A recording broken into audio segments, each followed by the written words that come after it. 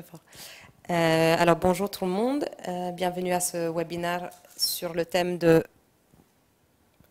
l'accompagnement pluridisciplinaire des femmes concernées par les mutilations génitales féminines, les MGF. Donc on est ravis d'avoir tous et toutes en ligne avec nous aujourd'hui. Ce webinaire est organisé avec le projet UEFGM, donc qui est une plateforme web de formation en ligne sur les mutilations génitales féminines. On va vous en parler un peu plus longuement tout à l'heure. Et donc grâce au soutien de l'Union européenne. Et aussi en partenariat avec plusieurs partenaires, donc notamment le GAMS Belgique, C'est ma vie Bruxelles et le projet Building Bridges to End FGM. Voilà. Je vais juste éteindre.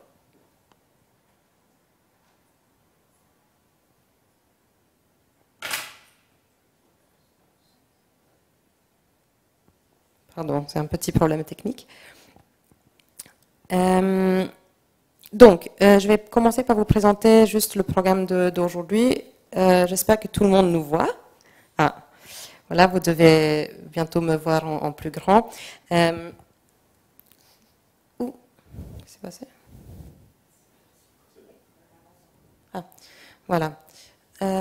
Donc, pour le programme, donc, je pense que la plupart d'entre vous avez pu le voir en ligne. Donc, on va d'abord faire un point sur les conséquences au niveau de la santé physique, psychologique et sexuelle des mutilations génitales féminines. Donc, Fabienne Richard, qui est sage-femme et directrice du GAMS Belgique, va faire un point là-dessus. Et en lien avec la plateforme UEFGM, donc elle présentera également.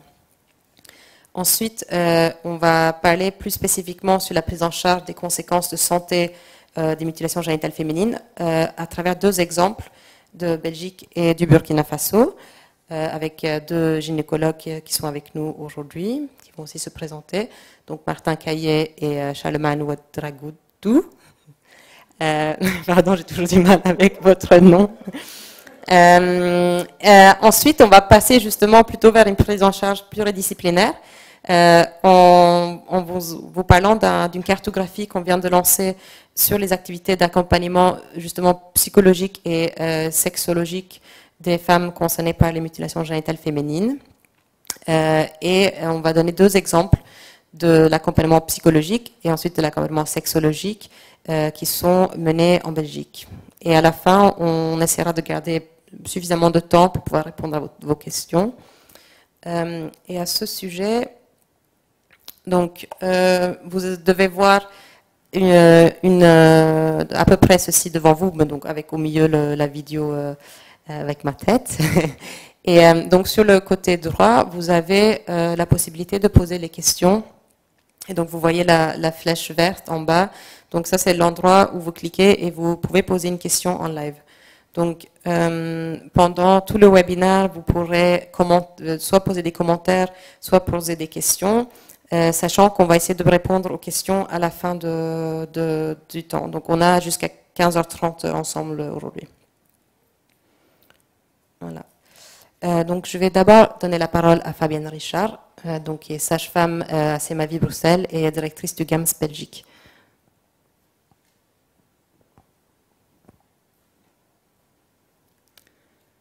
Merci Stéphanie. On va d'abord passer un petit peu en revue le e-learning parce que c'est un outil très intéressant et on espère qu'après cette séance, vous aurez envie d'en savoir un petit peu plus. Donc juste pour rappel, cette plateforme web est une plateforme gratuite, donc c'est important à le dire. Vous pouvez le faire avec la durée qui vous intéresse. On peut le faire en une semaine, en 3 mois, donc vous pouvez vraiment prendre le temps de bien faire tous les modules ou une certaine partie des modules. C'est une plateforme qui a été financée par l'Union européenne, qui a été faite avec vraiment plusieurs partenaires européens et son avantage c'est qu'elle est en 9 langues.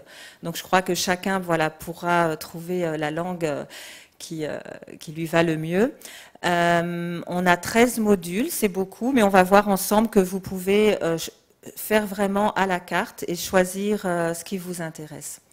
Donc si on parcourt un petit peu le site ensemble, on voit qu'il y a d'abord un premier une première page qui est en accès libre. Donc même sans avoir de login, tout le monde peut avoir une base sur que sont les mutilations génitales féminines. Et là, on passe en revue la définition, les différents types, les causes et conséquences, voilà. Mais c'est vraiment les bases, quand on n'a vraiment pas le temps. Et après, on vous invite vraiment à vous connecter.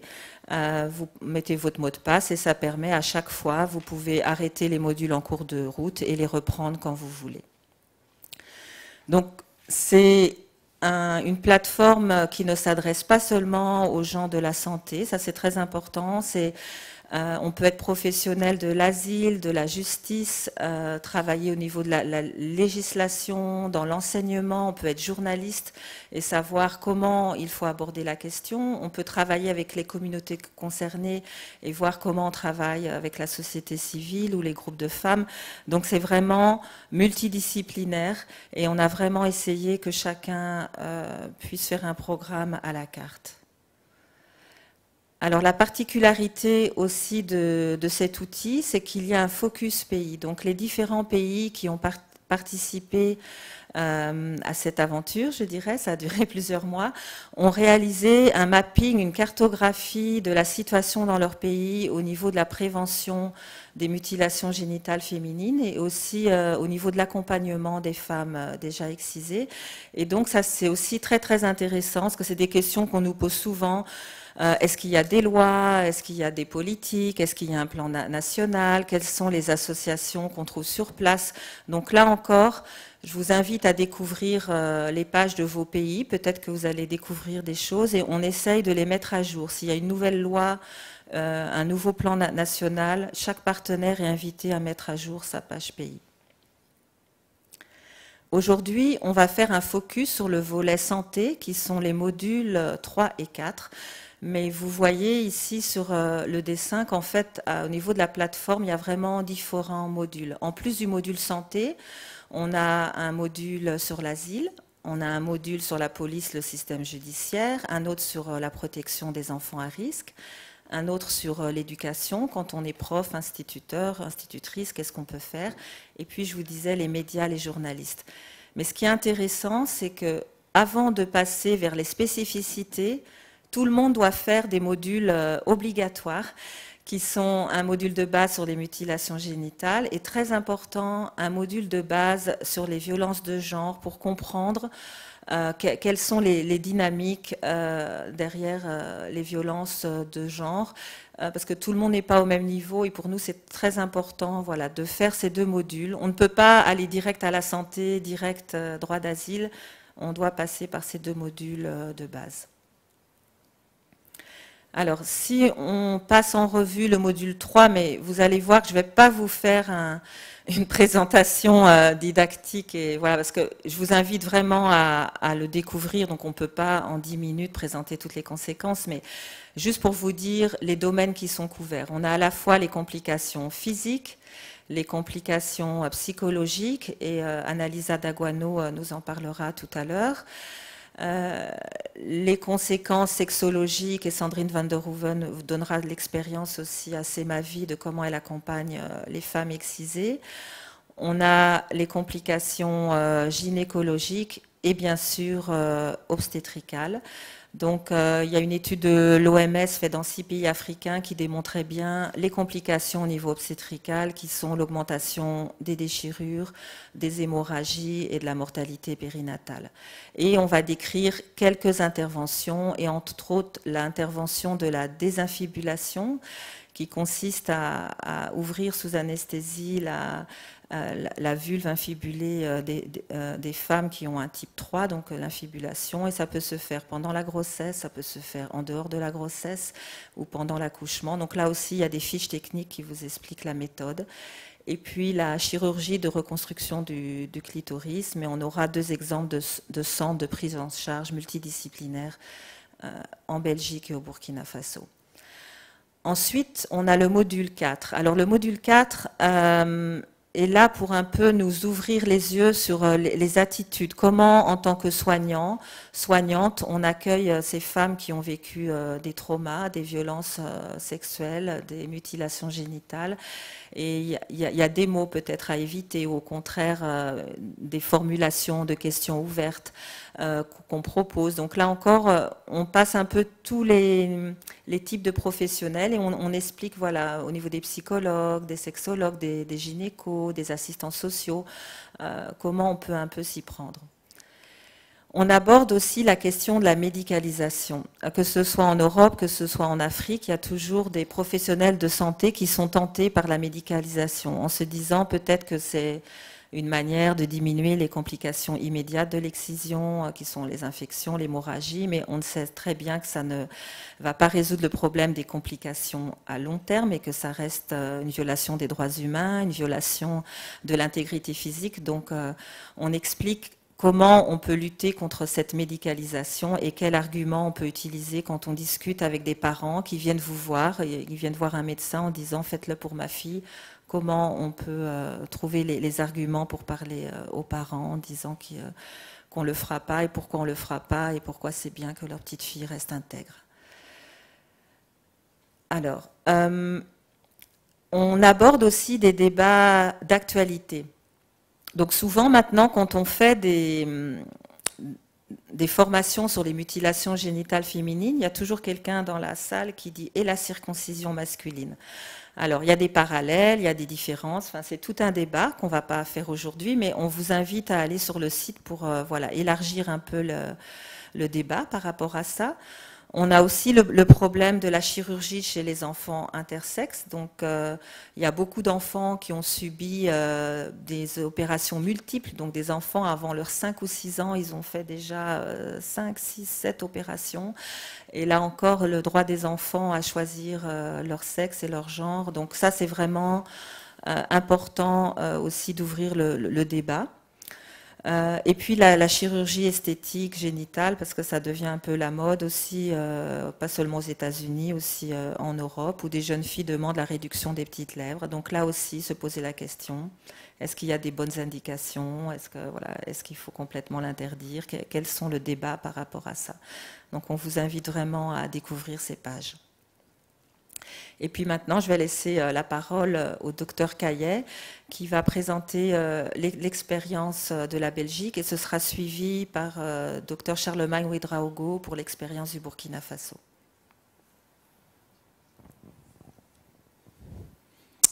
Bonjour à tous. Donc voilà, il faut savoir qu'en Belgique, pour planter un peu le décor, en Belgique actuellement, on estime que 13 000 femmes sont concernées par les mutilations génitales féminines et 4 000 fillettes seraient à risque d'être excisées. Et ça, ce sont des chiffres qui datent déjà d'il y a quelques années. C'est probablement plus important actuellement. Donc depuis 2001, effectivement, dans notre royaume, il y a une loi qui punit lourdement la pratique des mutilations génitales, mais également les personnes qui tenteraient de favoriser la pratique. Actuellement, il n'y a pas de procès qui s'est déroulé chez nous, mais la loi est bel et bien présente et tout le monde est vigilant à ce que rien n'échappe au radar de la loi. Alors, de manière plus médicale, depuis le 1er avril 2014, la prise en charge multidisciplinaire des conséquences des MGF sont à présent remboursées par la sécurité sociale belge. Et donc il y a 2 centres qui ont ouvert, un pour la Belgique francophone, un pour la Belgique néerlandophone, à Bruxelles et à Gand. Alors, ce sont des centres dont nous représentons un de ces 2 centres et on expliquera un peu plus tard comment ça fonctionne. Les sages-femmes sont formées dans les hôpitaux, les médecins sont formés dans les hôpitaux, tout ça grâce au soutien du ministère de la Santé belge. Oui, vraiment, il y a une volonté politique. Il y a une volonté politique derrière cette nécessité de former les professionnels de santé à la détection et la prise en charge, en tous les cas en première ligne, des victimes de MGF.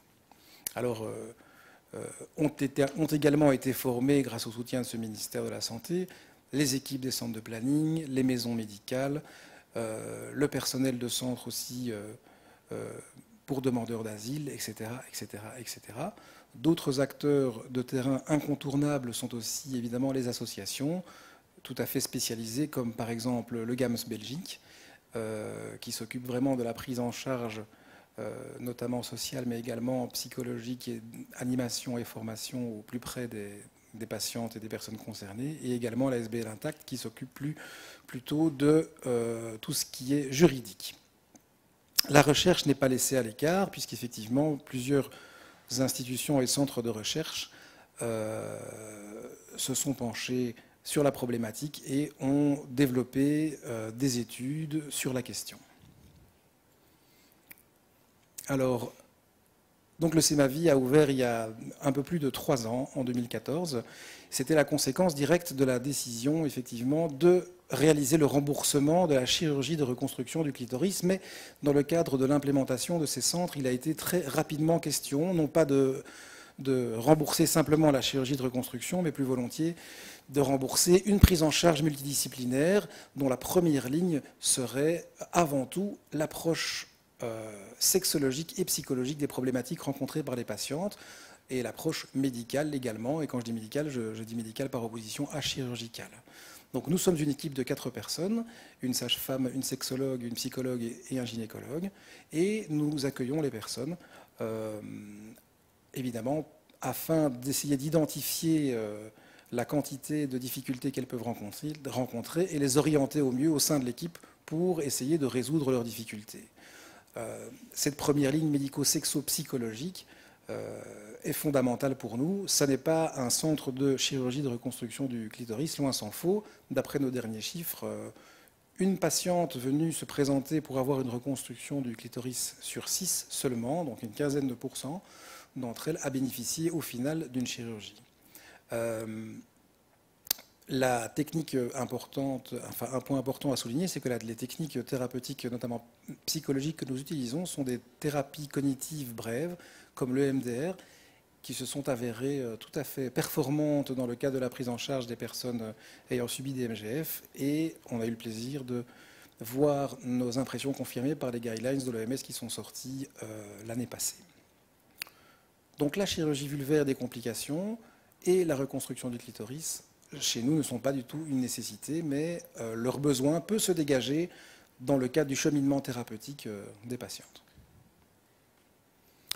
3 ans plus tard, on a réalisé un peu plus de 2000 consultations, 700 patientes nous ont rencontrés, on a réalisé une trentaine de reconstructions clitoridiennes, les patientes se portent bien. On a également resséqué des kystes, pratiqué des désinfibulations. Nos patientes sont ici en Belgique francophone, majoritairement issues de la communauté guinéenne, mais également et de plus en plus des patientes issues de la Corne de l'Afrique, de l'Est de l'Afrique, comme des patientes venant de Somalie ou encore de Djibouti. Elles ont entre quelques mois et 60 ans, mais les plus nombreuses d'entre elles ont entre 20 et 40 ans, 20 et 39 ans. Et le type de MGF qu'on rencontre le plus souvent chez nous est le type 2, ce qui concorde bien, évidemment, avec le fait qu'on a une forte prévalence de patientes guinéennes. Donc, après 3 ans, on peut dire qu'on a vraiment le sentiment que nos patientes sont satisfaites. On a l'impression de les aider. C'est le retour qu'on a directement en clinique. On est ravis de constater aussi que l'équipe se spécialise de plus en plus.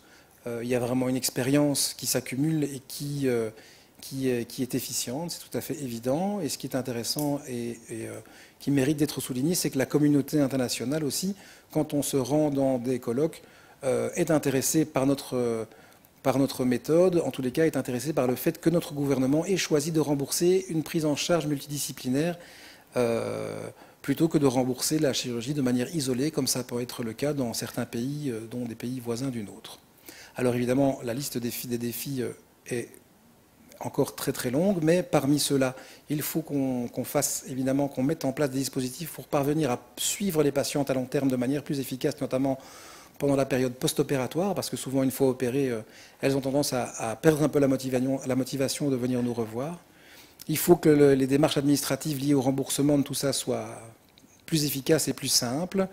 Et également, il faut qu'on puisse maintenant mettre en place des dispositifs pour réussir à évaluer notre travail de manière scientifique ce qu'on ne manquera pas de faire très prochainement. Et par ailleurs, on va essayer de s'inscrire dans une plus grande structure visant à prendre en charge tout type de violence faite aux femmes, et ça, ce sera pour l'automne 2017. Je vais passer la parole maintenant à mon confrère et néanmoins professeur de chirurgie en matière de reconstruction clitoridienne, le professeur Ouedraogo, qui nous vient du Burkina Faso. Bien, merci Martin. Alors, il faut dire que les mutilations génitales au Burkina Faso représentent quand même quelque chose de très important, puisque selon l'enquête démographique et de santé, on estime à environ 76%. Nous sommes dans un pays qui condamne par une loi la pratique des mutilations génitales. Donc c'est quelque chose qui est réprimé par le code pénal. Et il y a un comité national de lutte contre la pratique de l'excision qui a été mis en place par le gouvernement. Ce comité a une grande expérience parce qu'elle travaille depuis plus de 20 ans. C'est un comité qui a sensibilisé les populations, qui a fait une formation de l'ensemble des parties prenantes, qui mène une recherche opérationnelle et qui offre donc une possibilité aux personnes victimes de mutilation de se faire réparer les séquelles dans les différentes structures hospitalières de Burkina. Ce comité travaille également pour la répression donc de cette pratique à travers une poursuite des personnes qui sont impliquées donc dans la pratique des mutilations et puis fait un peu de lobbying pour que son message soit entendu. Il y a un numéro vert qui est mis à disposition des populations pour signaler toute suspicion ou pratique avérée donc de mutilation sur des personnes afin que l'appareil judiciaire puisse se mettre en place. Nous travaillons à sensibiliser la population à travers les relais régionaux donc, de ce comité national de lutte contre la pratique des mutilations qui existe donc dans les 13 régions que compte le Burkina.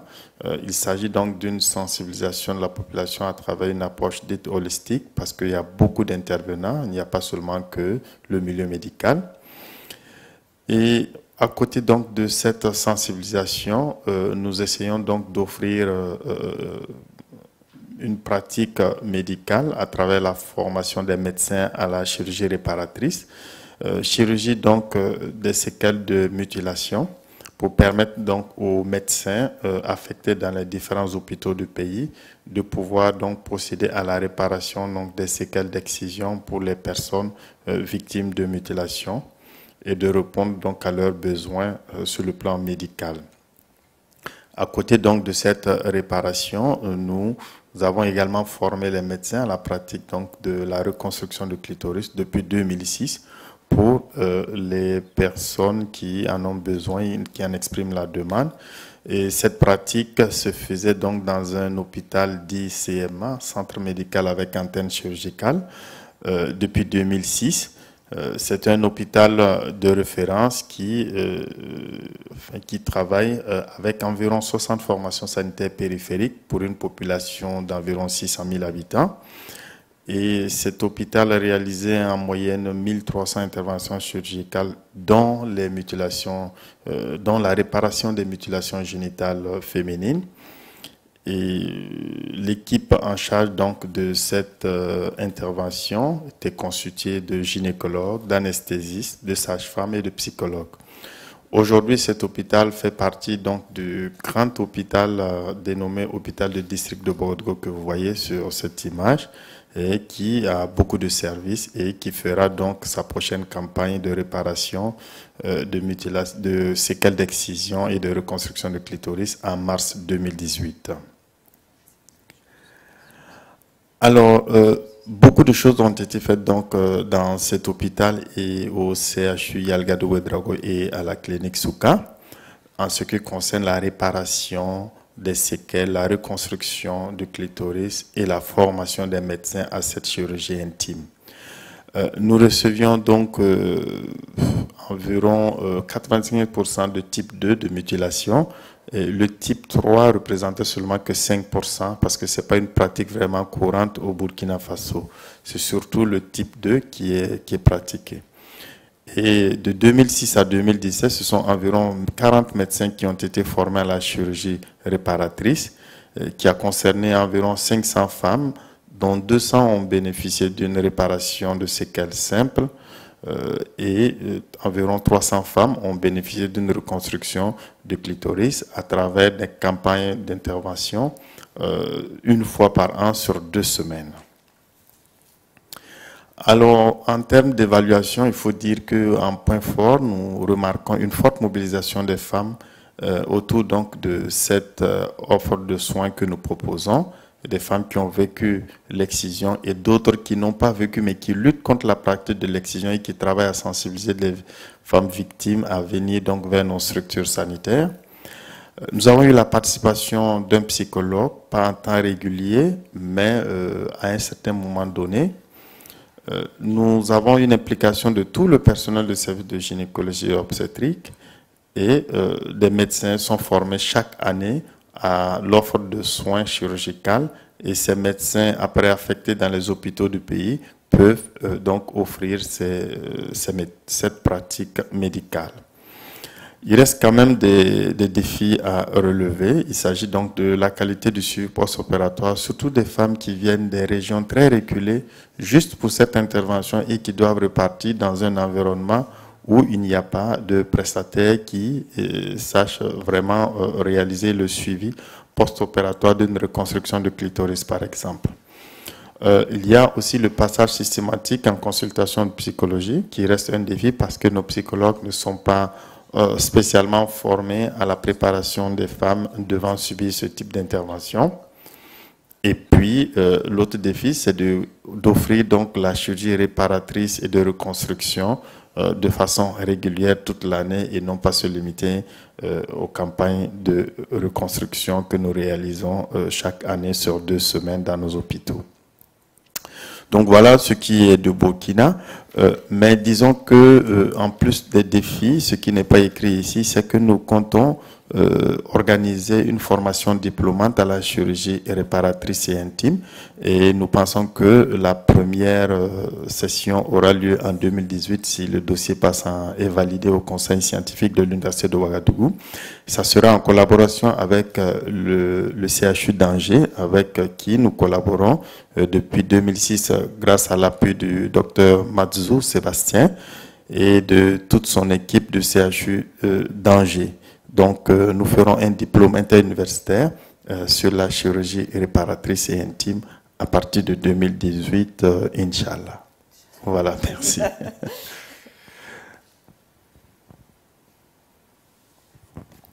Merci, Charlemagne. Alors, donc, je vais faire un petit point, un petit pont entre la prise en charge médicale pluridisciplinaire quand même, mais plutôt axé sur le médical, vers plutôt la prise en charge psychologique et sexologique. Et donc en fait, je vais vous présenter un projet qui vient juste d'être lancé. Donc c'est un lancement d'un mapping ou d'une cartographie sur la prise en charge psychologique, sexologique et sociale des femmes concernées par les mutilations génitales féminines. Et donc c'est le projet qui fait partie d'une communauté de pratique sur les mutilations génitales féminines qui a été lancée en début d'année, donc début 2017, c'est tout nouveau. Et bon, avant de passer sur la cartographie, je voulais juste faire un petit point sur la communauté de pratique pour que vous puissiez voir dans quel cadre ce travail s'insère. Donc, tout d'abord, qu'est-ce que c'est qu'une communauté de pratique? Parce que je pense que tout le monde n'a pas forcément l'habitude de travailler avec ce genre d'outils.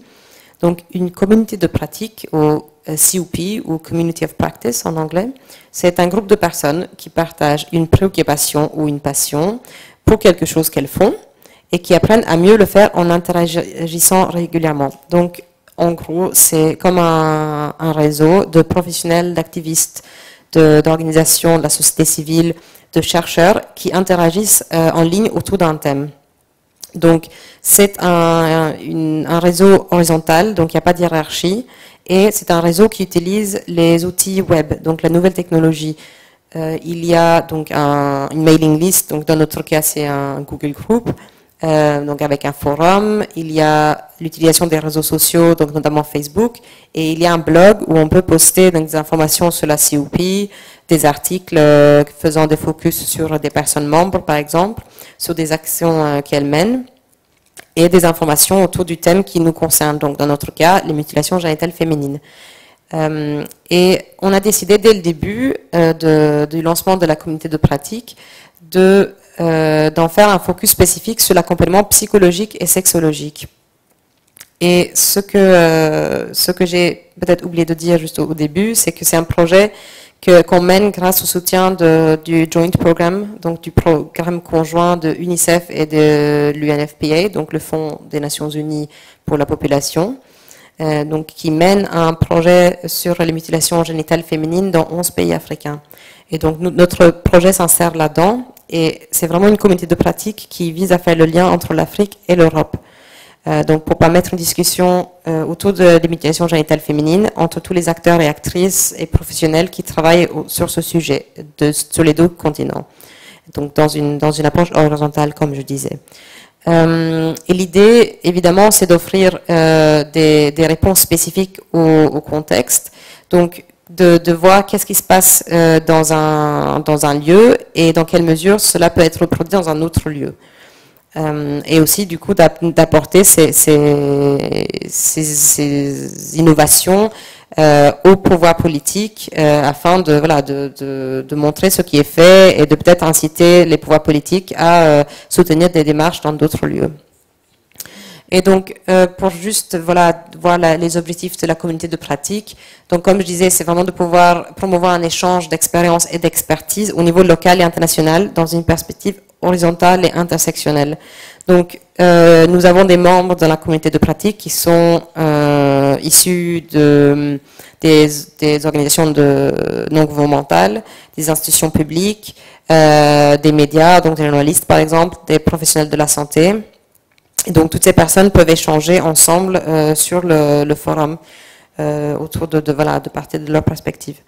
Et bien sûr aussi au niveau local, donc il y a des personnes qui travaillent dans des tout petits villages, comme il y a des personnes qui travaillent plus à un niveau institutionnel ou international. Et évidemment, l'objectif global avec une telle communauté, c'est d'améliorer la prévention et la prise en charge des femmes concernées par les mutilations génitales féminines. Donc que ce soit évidemment au niveau de la santé, mais surtout notre focus est donc de la prise en charge psychologique et sexologique.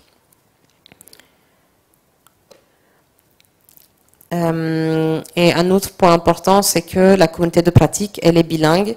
Donc, elle est disponible, tous nos documents et notre blog et notre communication est en français et en anglais. Donc, ce qui permet de vraiment s'ouvrir vers les différents pays d'Europe, francophones ou d'autres anglophones ou qui parlent d'autres langues où les personnes parlent souvent anglais.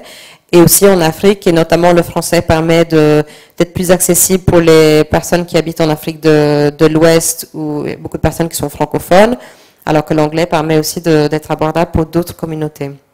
Donc je vous ai juste vu, donc on est en train de mettre en place une petite carte pour montrer où sont les différents membres. Donc je vous ai juste mis 2 exemples sur le PowerPoint.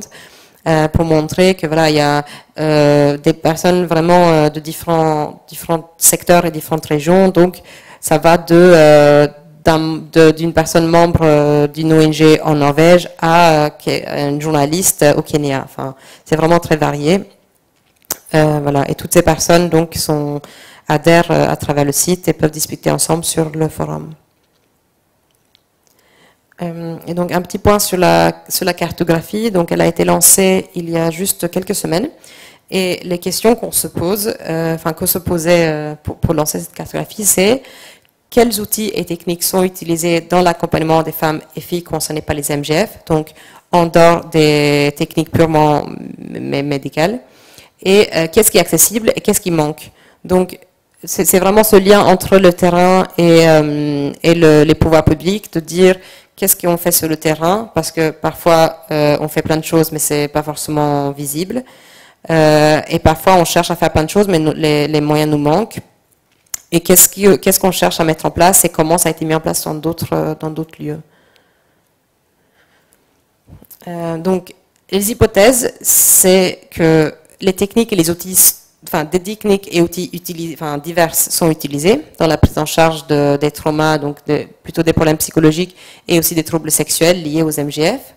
Et bien sûr, ces outils et ces techniques dépendent des contextes où elles sont menées et de la possibilité dans chaque pays et chaque région. Et aussi, que ce soit au niveau urbain ou rural, on sait que bien sûr qu'il n'y a pas les mêmes possibilités. Et aussi des expériences des institutions qui les mènent. Et l'hypothèse aussi qu'on fait, c'est que les professionnels et les organisations de terrain, et bien sûr aussi les femmes concernées elles-mêmes, sont les mieux placés pour identifier les besoins et les lacunes. Donc c'est vraiment important, la communauté de pratique, elle cherche vraiment à donner la parole aux personnes qui travaillent sur le terrain pour faire remonter leurs expériences.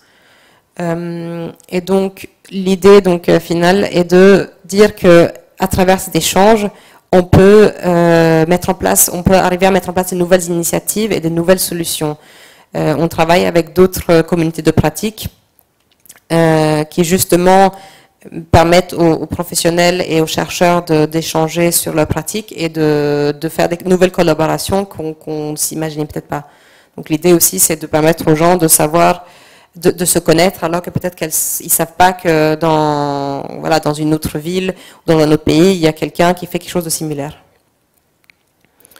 Et donc l'objectif global du mapping, c'est de produire ces connaissances sur la situation de prise en charge, psycho, socio et sexo, en Europe et en Afrique. Et à terme, on va donc produire une carte qui montrera, un peu comme la carte que je vous ai montrée tout à l'heure, les actions qui sont disponibles en Afrique et en Europe.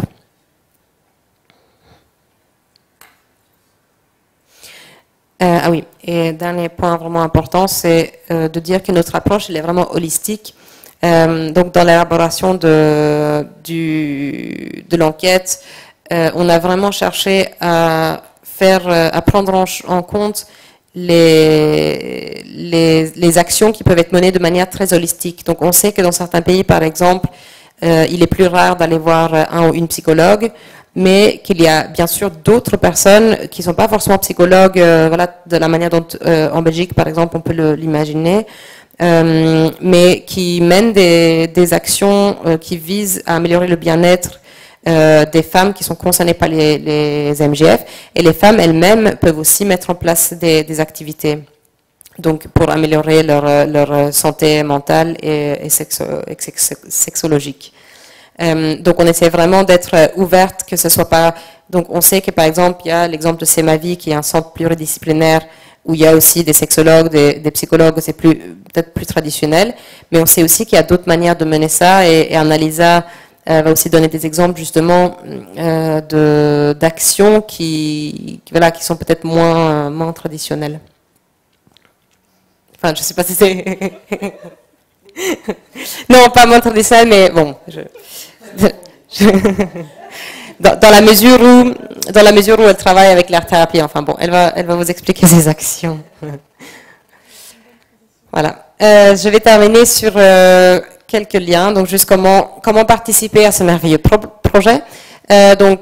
Première chose qu'on peut faire, c'est rejoindre la communauté de pratique. Donc c'est ouvert à tout le monde. Il suffit de remplir le formulaire d'adhésion qui est en ligne sur le site copfgm.org.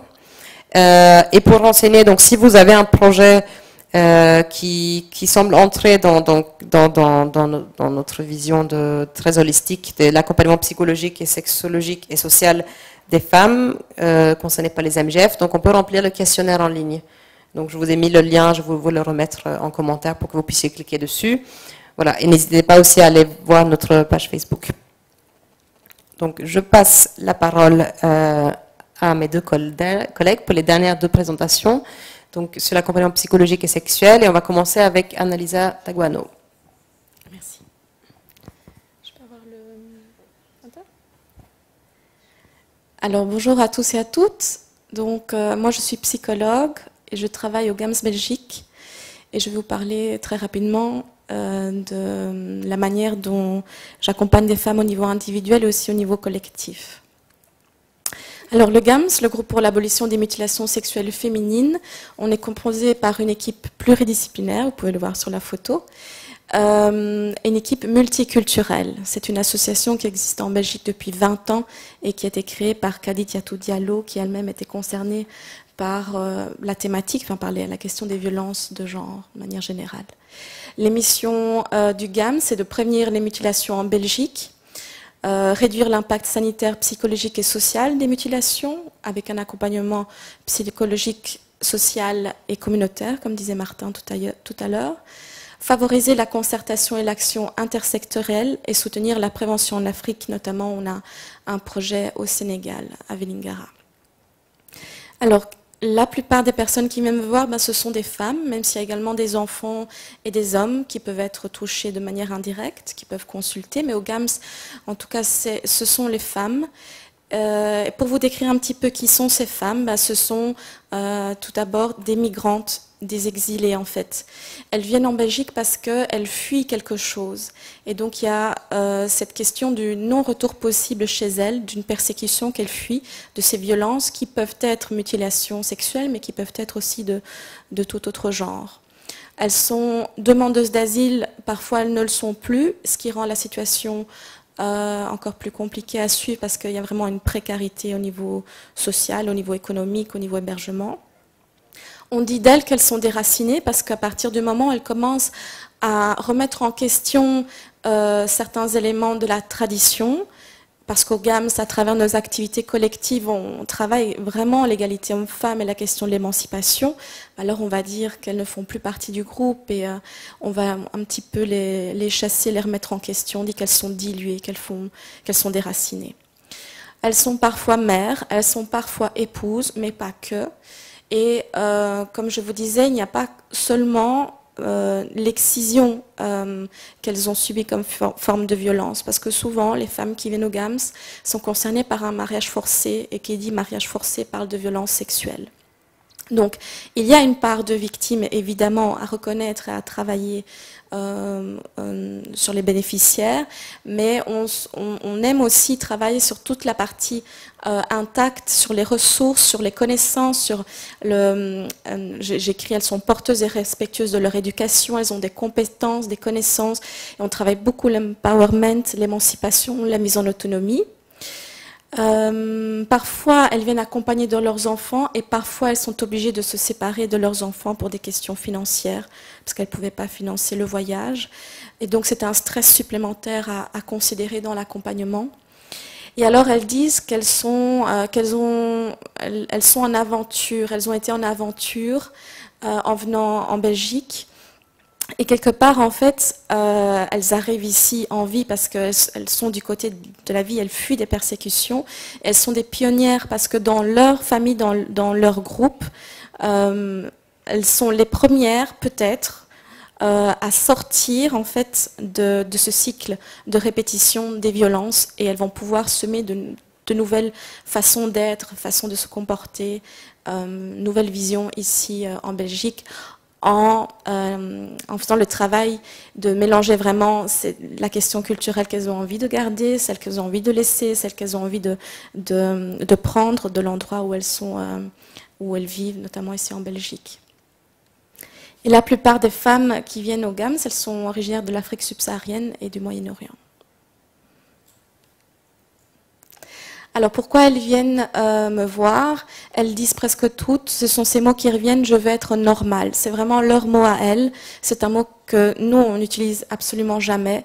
Mais en fait, elles identifient, depuis leur arrivée en Belgique, en fait, elles identifient un certain nombre de symptômes, de changements au niveau du comportement, au niveau des émotions, au niveau de leurs réactions, qu'elles ne se reconnaissent pas en fait. Elles se sentent bizarres, elles se sentent étrangères. Et elles disent vouloir redevenir comme elles étaient avant. Et avant, pour elles, c'est avant d'avoir subi l'événement traumatique, avant en fait d'être arrivées sur le territoire belge. Parce que c'est comme si durant toutes leurs, on va dire, tous les différents événements traumatiques qu'elles ont passés, comme elles sont en survie, c'est comme si elles courent un sprint qui ne finit jamais, et arrivées en Belgique en se posant, c'est là que tous les symptômes peuvent apparaître. Et donc elles parlent, elles se plaignent de troubles psychosomatiques.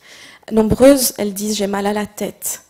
Au niveau du sommeil, je ne dors pas la nuit, je fais des cauchemars, je me réveille en sursaut. Elles se plaignent également de troubles au niveau cognitif, des problèmes de mémoire, de concentration ou de confusion au niveau de l'espace et au niveau du temps.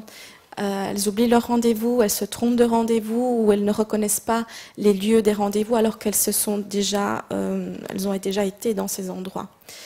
Au niveau émotionnel également, il y a une grande méfiance, une perte de confiance en fait vis-à-vis des gens, vis-à-vis de l'humain, homme, femme, ce qui s'explique par rapport à la question des conséquences potentielles psychologiques au niveau de l'excision.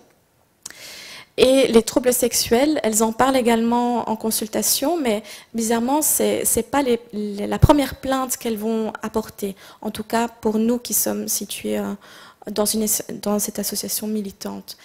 Elles se plaignent de problèmes de désir et de problèmes de plaisir. Donc, je peux rester 1 an sans chercher l'homme. Je sors d'une animation communautaire là tout de suite, et c'est exactement les mêmes paroles qui reviennent à chaque animation. Ou bien j'ai mal lors des rapports sexuels où je ne ressens rien. La question à savoir comment est-ce qu'elles arrivent en consultation, c'est assez variable. Alors elles arrivent à consulter une psychologue, soit parce qu'elles ont une copine, donc du bouche à oreille, qui leur a parlé du bienfait d'aller voir une psychologue, de ce que ça avait pu lui apporter. Donc elles font la démarche elles-mêmes. Mais la plupart du temps, et c'est pour ça qu'on compte beaucoup sur nos formations, ce sont les professionnels en fait de première ligne qui jouent le rôle de relais, qui aident ces femmes à identifier leurs plaintes, non seulement comme des problèmes peut-être médicaux, parce que quand une femme se rend plusieurs fois à un service médical en disant « j'ai mal à la tête », il y a peut-être autre chose d'émotionnel, de psychologique derrière la plainte. Donc, c'est d'aider vraiment la personne à exprimer, à formuler la demande, lui donner une information correcte par rapport à la possibilité qu'elle puisse avoir d'être vue par une psychologue ou une sexologue, de l'expliquer de manière aussi à déconstruire les stéréotypes existants autour de la question de la santé mentale et de la peur, de la folie, de la différence avec la psychiatrie, etc., etc. Et ensuite d'orienter la personne vers les services adéquats, voire même l'accompagner la première fois pour vraiment favoriser le lien. Oui, voilà, justement, je fais le parallèle. Donc, par rapport à quel type d'accompagnement on peut proposer à nos bénéficiaires. Donc, je vous rappelle, on est dans un cadre de violence de genre, mais pas seulement, de la question de l'exil. Donc, la première chose fondamentale à laquelle on pense, c'est une clinique du lien. On va essentiellement travailler la qualité de notre accueil, la considération de l'autre personne en tant qu'être humain, en tant qu'égal à soi-même, parce que ce sont des femmes qui ont des récits de vie vraiment terriblement en rupture avec la sécurité, dans leurs relations, ce sont des femmes qui ont été beaucoup maltraitées, qui ont été frappées, qui ont été violées. Enfin, voilà, vous pouvez très bien imaginer le tableau. Donc, on va d'abord travailler la qualité de la relation humaine et la manière dont on va s'adresser à elles, dont on va les considérer, dont on va les valoriser à leur juste valeur. Et pour cela, la manière dont je travaille, c'est l'utilisation de l'art-thérapie avec une orientation particulière portée au travail psychocorporel. Donc l'art-thérapie, c'est une pratique de soins fondée sur l'utilisation thérapeutique du processus de création artistique. Donc on ne va pas observer ce qui a été créé, enfin si on va l'observer bien sûr, mais la création finale n'est pas c'est pas sur ça qu'on va se baser, mais c'est sur vraiment comment la personne va se mettre en création à partir de ces mots. Donc par exemple, elle va venir parler d'une certaine situation et nous on va repérer qu'est-ce qui pourrait être mis en image. Et on va beaucoup travailler au niveau psychocorporel, c'est-à-dire voilà, elle va se plaindre de douleurs au niveau de la nuque, au niveau de la tête, au niveau du cœur, et on va lui proposer de le mettre en création à travers l'argile, la peinture, etc., etc. Au niveau collectif, on a plusieurs ateliers communautaires pour enfants, pour jeunes, pour adultes. Et dans tous nos ateliers, l'idée générale, c'est de promouvoir l'égalité homme-femme, de permettre aux bénéficiaires d'acquérir de nouvelles connaissances pour renforcer leurs capacités, comme je vous disais au tout début, et travailler vraiment la question de l'empowerment et de l'émancipation. Ça permet un impact au niveau de l'estime d'elles-mêmes. On les mène vraiment à prendre la parole devant les autres. On joue au théâtre, on fait certains exercices qui leur permettent de récupérer confiance en elles, de développer un esprit critique, et cela peut avoir un impact non seulement sur elles, mais sur leur entourage également. Et voilà, à toi la parole. Merci. Bonjour, donc moi je suis Sandrine Van der Hoeven et je suis la sexologue de C'est ma vie. Alors déjà au mot sexologue, il y a souvent beaucoup de questions. C'est qui, c'est quoi ce professionnel? Est-ce qu'un professionnel de la santé peut finalement aborder les questions liées à la sexualité? Eh bien oui, puisque finalement c'est un phénomène qui est universellement vécu par tout un chacun, à partir du moment où on met le principe que la sexualité fait partie intégrante de chacun. On est tous filles ou garçons, on a tous des messages, une éducation différente en fonction de notre sexe, on a tous vécu un bain hormonal qui est différent à la puberté, qui fait qu'on se vit différemment, on a des changements corporels, mais on a également des réactions physiologiques qui vont se rajouter et on va avoir des messages parentaux et je dirais même si on va plus loin politiques qui seront différents dans notre vie si on est différents filles ou garçons. L'OMS, il y a plus de 40 ans, je dirais, a rajouté un concept au niveau de la sexualité faisant partie intégrante de la personnalité de chacun, qu'au-delà du physique, eh bien, il faut réfléchir aussi au côté émotionnel, au côté mental et à l'influence sociétale finalement reliée à la sexualité. Et en 2002, l'OMS rajoute que pour arriver à un bien-être sexuel, eh bien, il faut que cette sexualité se joue sans rapport de force, sans contrainte, sans violence. Et je dirais que ce qui est vraiment génial dans cette prise en charge ou dans cette intervention de l'OMS, c'est qu'on rajoute même le fait d'amener du plaisir dans la sexualité. Et donc ça, c'est mon objectif en tant que sexologue à C'est ma vie, c'est de pouvoir amener le droit à ces femmes qui ont subi les mutilations, ce droit à la santé sexuelle. Alors comment elles arrivent chez moi? Ben, finalement, comme demande première au niveau de C'est ma vie, c'est très rarement une demande première au niveau de ma sexualité un problème. Je dirais que ça ne concerne pas uniquement les femmes excisées, puisque très globalement, passer la porte d'un ou d'une sexologue, c'est extrêmement compliqué dans toutes les sociétés. Même si on a le sentiment qu'en Occident, on parle plus de sexualité, on parle plus de sexualité en général, mais parler de sa sexualité, surtout quand elle est empreinte de souffrance, c'est très difficile de passer une porte. Par contre, par rapport à l'anamnèse réalisée par mes autres collègues au niveau de C'est ma vie, on réalise que la symptomatologie amenée a un impact évidemment incontournable sur leur sexualité, que ce soit au niveau vaginal, douleur, sécheresse, écoulement, que ce soit au niveau de la vulve ou que ce soit au niveau même de l'impossibilité de la pénétration. Évidemment, il y a un impact sur leur sexualité et ça va même sur des effets de l'excision qui va sur d'autres sphères au niveau du périnée, comme des incontinences et qui peut évidemment amener des problématiques au niveau de la sexualité. Alors, ma consultation de sexologie au cœur de C'est ma vie, eh bien, quand une femme demande une reconstruction, le fait de venir me voir est incontournable. Il y a comme un trajet de soins qui a été décidé, qu'à partir du moment où une femme demande de reconstruire matériellement l'élément qui symbolise pour elle l'accès au plaisir sexuel féminin, on a trouvé intéressant de pouvoir leur offrir un espace de parole au niveau de leur sexualité avant la reconstruction chirurgicale. Voilà. Cet accompagnement est individuel pour l'instant et est gratuit.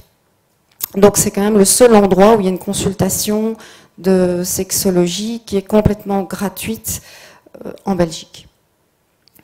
Ma consultation a 5 piliers. La première, c'est la réalité, la transmission de la réalité anatomique, puisque ces femmes n'ont pas la connaissance, pour la plupart d'entre elles, que leur clitoris est en réalité présent entre 90 et 95% dans leur corps. Je leur dis quand elles sont en face de moi, mais vous savez, votre clitoris, il est là entre vos jambes, entre 90 et 95%. Elles ont vraiment la croyance que leur clitoris est uniquement la partie extérieure. Je leur explique aussi que finalement, du coup, cet organe est facilement accessible en fonction évidemment de ce qu'elles me racontent au niveau de leur vécu et de leur douleur, mais au niveau de la stimulation, il est facilement accessible juste derrière le pubis avec des organes mous, qui sont des organes mous, et qui a une taille qui est certainement non négligeable, qui est présente, qui va de l'ordre de derrière leur cicatrice jusqu'aux parties latérales au niveau vaginal. Le deuxième pilier, c'est que oui, s'il y a une grande partie de cet organe qui est présent, il faut être quand même dans la reconnaissance de ce qu'on leur a ôté. C'est quand même une partie qui est tout à fait particulière au niveau de la réalité anatomique. C'est un véritable condensé de fibres nerveuses et donc d'accès à une certaine sensibilité, une certaine facilité, en tout cas à cette excitation locale. Ça aussi, c'est important de leur dire qu'au niveau de la chirurgie, il n'y aura pas un retour à un clitoris de naissance. Il n'y aura pas la possibilité de ramener ce clitoris externe qui a été ôté de par le fait qu'il y a une particularité au niveau anatomique. Que quand on a ôté les petites lèvres participent aussi à la réponse sexuelle au niveau de l'augmentation de la sensibilité génitale. Ça aussi, il y aura un retour qui est tout à fait impossible. Évidemment, l'infibulation amène à un accès complètement interdit à l'excitation de la femme, en tout cas au niveau génital. Ici, on parle de ce côté local au niveau d'amener un plaisir sexuel féminin, mais j'amène l'importance aussi qu'il faut pouvoir dépasser ce côté vision locale de l'excitation de la femme, mais de ramener l'ensemble de son corps et de son côté relationnel, et notamment au niveau du corps, l'excision de la femme amène souvent une castration mentale. Donc on travaille ensemble à comment dépasser cette castration mentale qui a vraiment cet effet-là chez les femmes, et aussi leur expliquer comment pouvoir dynamiser leur capacité cérébrale à mettre en place un désir, à juguler une excitation, à pouvoir monter l'excitation, et donc de faire participer entièrement leur cerveau dans leur réponse sexuelle. Que tout le corps de la femme, finalement, est une ode, est une offrande pour pouvoir amener l'excitation sexuelle, et qu'il ne faut certainement pas la restreindre au côté génital. Il y a aussi l'importance de discuter au niveau relationnel. La femme a ce fonctionnement qui est très global, qui est difficile de se mettre en tiroir, et donc la qualité de la relation qu'elle a avec le partenaire, le feeling, comment se passe la relation finalement en dehors de la sexualité, la confiance, le respect, eh bien, le type de relation en dehors de la sexualité va très fortement influencer la manière dont elle peut vivre sa sexualité, et encore plus de manière plaisante.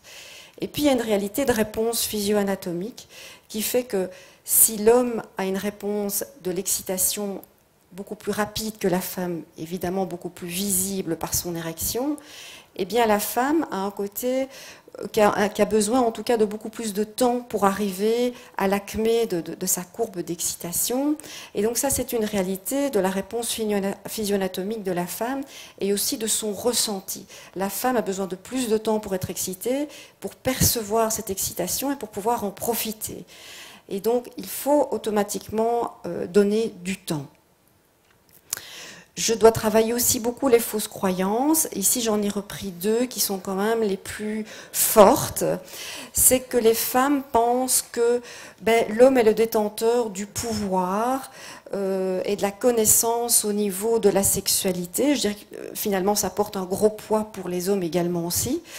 Mais de ce fait-là, elles sont comme victimes une deuxième fois victime. Je ne sais pas avoir de plaisir sexuel puisqu'on m'a excisé, j'ai plus de clitoris, mais de toute façon, ce sont les hommes qui sont détenteurs du pouvoir sexuel. C'est eux qui ont leur pénis, c'est eux qui ont, je veux dire, ce pouvoir phallique est quand même reconnu de manière, enfin reconnu en tout cas vécu de manière universelle, et donc c'est lui qui sait.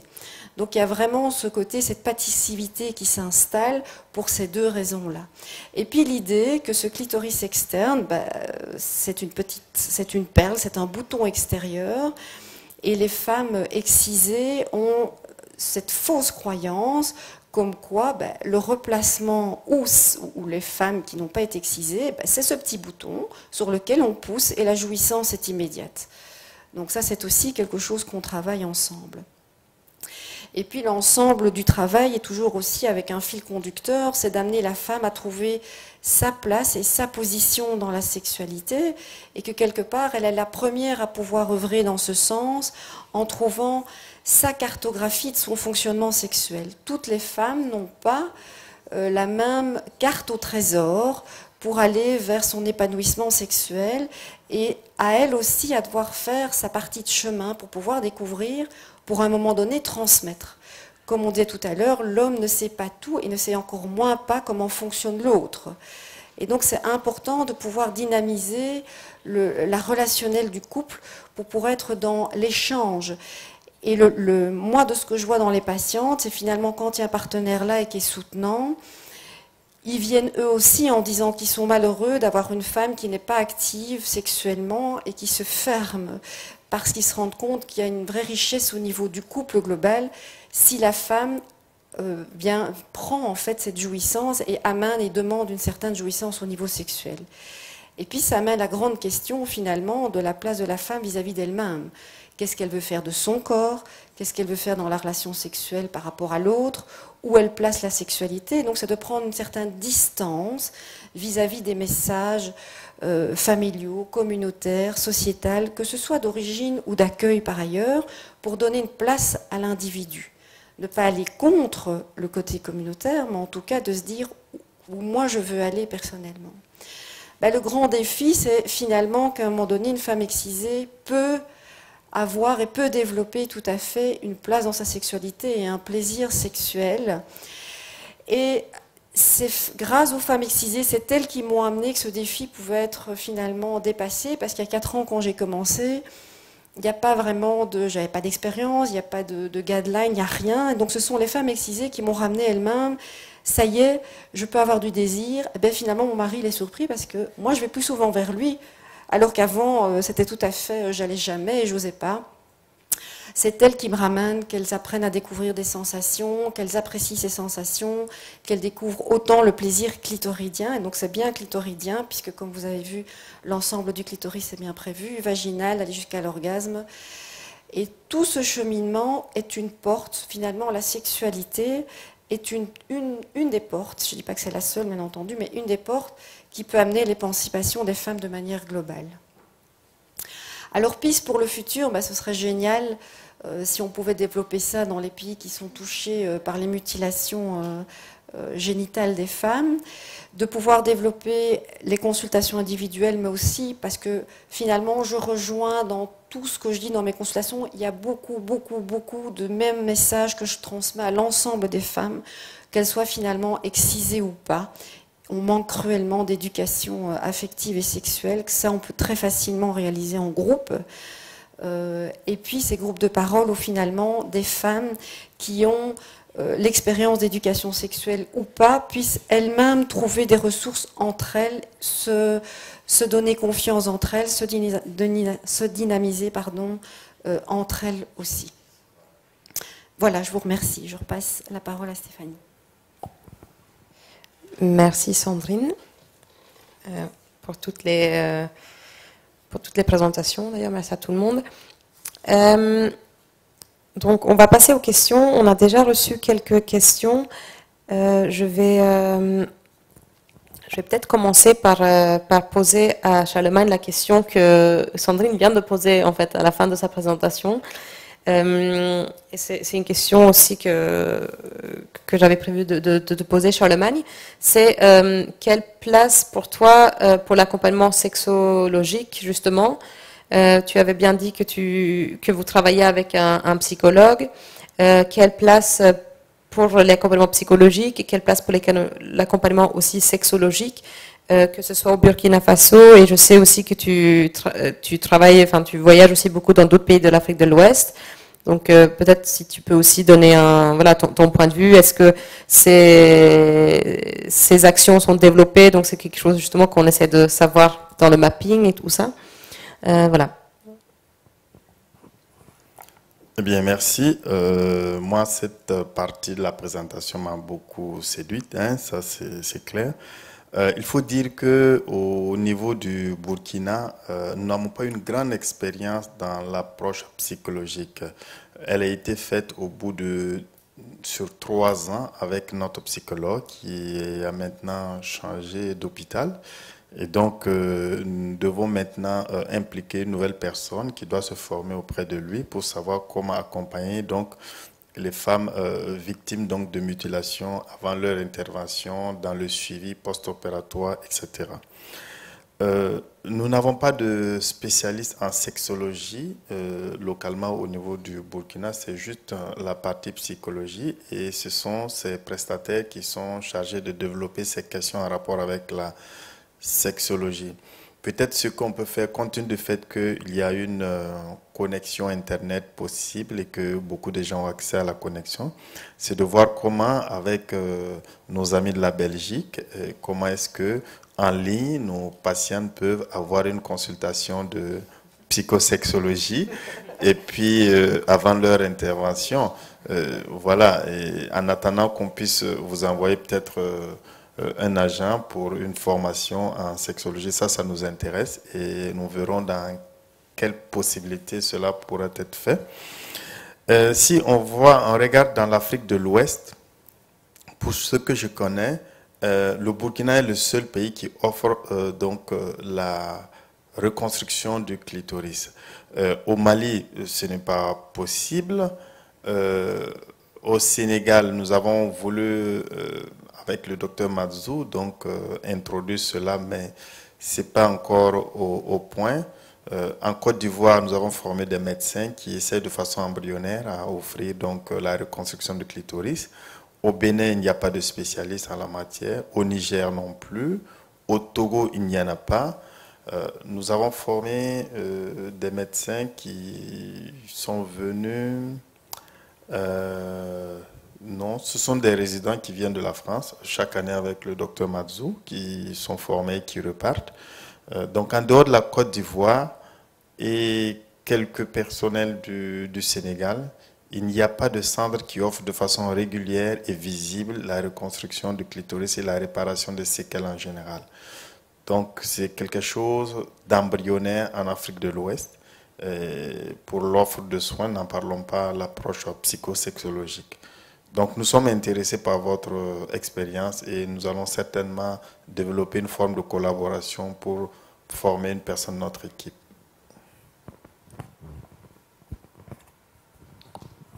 Merci Charlemagne. Je vais peut-être enchaîner du coup avec l'une des questions qui nous a été posée sur le forum. Donc n'hésitez pas à poser des questions pour celles et ceux qui nous écoutent. Et justement pour rejoindre ce que tu disais Charlemagne, il y avait une question qui disait, en termes de chirurgie réparatrice, que ce soit en Belgique ou au Burkina, combien de femmes ont pensé dans un premier temps avoir besoin de cette chirurgie et qui finalement, grâce à l'accompagnement psy et sexuel, y ont renoncé pour avoir retrouvé la plénitude de leur désir sexuel. Donc j'imagine que voilà, qui ont renoncé donc suite à un accompagnement. Et donc quelle approche mettez-vous en œuvre pour que les femmes qui ne souhaitent pas se faire opérer puissent jouir sexuellement en se faisant avec toute partie du corps, je crois que la personne veut dire. Donc peut-être pour rejoindre juste ce que tu disais, Charlemagne, c'était Donc vous avez pas forcément vous avez un suivi psychologique qui avait été mis en place. Est-ce que ça vous est arrivé que des femmes ont renoncé à la chirurgie, ou est-ce que d'autres femmes aussi, même à travers l'accompagnement que toi tu leur donnes, enfin les rendez-vous préopératoires, est-ce qu'il y a des femmes qui finalement renoncent à la chirurgie? Je te donne d'abord la parole et puis après à Martin qui pourra répondre du coup, et peut-être aussi Sandrine. Oui, c'est vrai, alors il faut dire qu'en dehors de la contribution du psychologue, ce sont les gynécologues obstétriciens qui font les consultations, qui jouent ce rôle de psychosexologue avec leurs connaissances certainement embryonnaires qu'ils ont reçues au cours de leur formation de gynécologue obstétricien. Et donc, nous essayons de faire le travail à la place donc du psychosexologue, certainement moins performant. Et si vous prenez sur environ 150 femmes qui ont consulté pour une séquelle d'excision, nous avons environ 10 à 15% qui renoncent après la consultation et qui, avec nos conseils et les différentes consultations d'accompagnement, arrivent à se retrouver sexuellement sans en avoir besoin d'une reconstruction du clitoris. Parce que beaucoup de femmes viennent avec une raison de la demande qui est une raison sexuelle. Docteur, je n'ai pas mon clitoris, je n'ai pas d'orgasme. Alors, nous, on leur explique en disant que, attention, vous pouvez avoir le clitoris et ne pas avoir d'orgasme. Parce que l'orgasme est la résultante de beaucoup de choses. Il ne suffit pas d'avoir le clitoris et avoir la baguette magique de l'orgasme, mais il faut savoir l'utiliser. Et il y a aussi des femmes qui sont excisées, mais qui arrivent à accomplir leur acte sexuel jusqu'à l'orgasme sans problème. Et donc, nous rentrons ainsi dans une consultation, donc manifestement de sexologie, pour expliquer un peu à la femme ce que c'est que l'orgasme, ce que c'est qu'une zone érogène. Nous rentrons dans l'intimité du couple pour comprendre la relation entre les deux personnes. Est-ce que le canal relationnel se passe bien? Est-ce que l'environnement est adéquat? Est-ce que la femme même se connaît? Parce qu'il y a des femmes qui ne se connaissent pas, qui ont peur de se toucher et donc du coup qui ne savent même pas quelles sont leurs zones les plus érogènes et qui sont tout à fait exigeantes vis-à-vis du partenaire. Et on leur dit souvent, si vous ne vous connaissez pas, comment pouvez-vous être exigeant vis-à-vis d'un partenaire? Parce qu'un partenaire, il faut le guider. Sinon, il peut être maladroit pendant toute une vie conjugale. Et donc, nous rentrons donc dans l'intimité de la femme pour lui faire comprendre que ce n'est pas seulement la reconstruction du clitoris, parce que nous pouvons le reconstruire le clitoris, et si les autres éléments ne sont pas pris en compte, elle pourrait revenir à la fin pour dire « Docteur, votre affaire ne marche pas ». Alors que, tout simplement, et d'ailleurs ça nous est arrivé au tout début donc, de notre apprentissage dans la reconstruction, et ça nous a avisé à reposer donc, la question donc, du cheminement jusqu'à la reconstruction. Donc, quand nous abordons cette question, il arrive qu'environ 15% renoncent à la reconstruction et suivent nos conseils pour donc retrouver donc, son objectif escompté, qui est la satisfaction sexuelle, qui ne passe pas forcément par la reconstruction du clitoris. Merci. Merci. Martin, tu peux répondre à la question? Alors, Charlemagne a déjà expliqué une grande partie de tout ce qu'on voit, puisqu'on rencontre effectivement les mêmes problématiques chez nous. Dans notre centre, le taux de renoncement est beaucoup plus élevé, puisque effectivement 5 personnes sur 6 renoncent à la chirurgie. Je pense que, comme il l'a très bien dit, la méconnaissance de la sexualité et aussi également la confrontation entre ce qu'imaginent les patientes par rapport aux résultats de la chirurgie et au déroulement de la chirurgie avec la réalité de ce qu'est la chirurgie en fait renoncer beaucoup.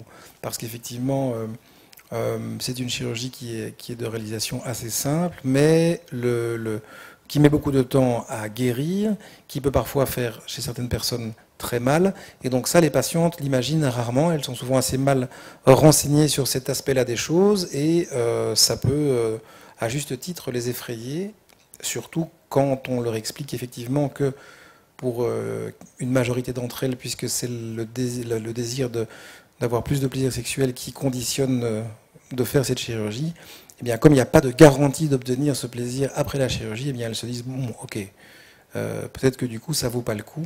Et donc, le cas échéant, on les oriente plutôt vers la psycho et la sexo.